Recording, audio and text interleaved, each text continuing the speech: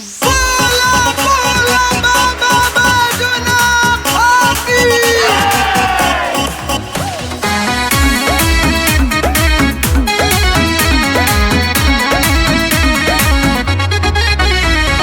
चले खातिर धाम कल तैयारी बेल पता तूर के ले आईनी हाली हाली नाराज मत हो हमरिया कांवर उठा के जल्दी हो जा तैयारी बाबा पे भी विश्वास रखो मनोकामना पूरा हो रतिया में तो जल ढारे चलो बाबा के मंदिरिया में तो दे दिए बल के बाबा गोदिया में जल ढारे चलो बाबा के मंदिरिया में दे दिए बल के गोदिया में। बोला बोला बाबा विश्वनाथ की।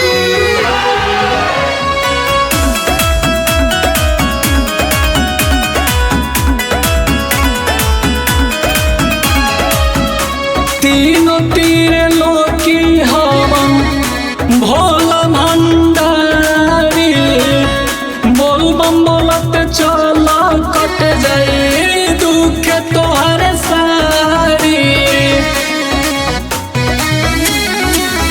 हाँ तीनों तीर लोकी हवन भोला भंडारी बोल बम बोलत चला कट जाई दुख तोहर सारी।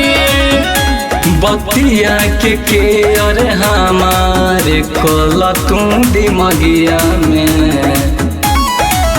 तो जल ढारे चलो बाबा के मंदिरिया में तो दे दिए बल के बाबा गोदिया में जल ढारे चलो बाबा के मंदिरिया में दे दिए बल के गोदिया में।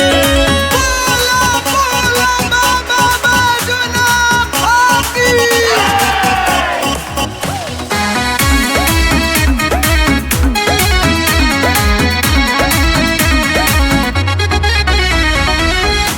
देखो जगन्नाथ बाबो जल ढार के आई गोदी में बलकवा खेलावत बिया गराई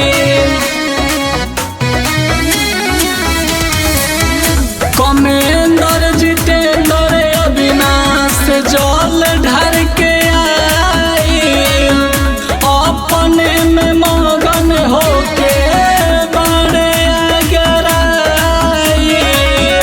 धर्मेंद्र भाई के गाना बाजी पूरी लाइन डगरिया में तो जल ढारे चलो बाबा के मंदिरिया में दे दिए बल के बाबा गोदिया में जल ढारे चलो बाबा के मंदिरिया में दे दिए बल के गोदिया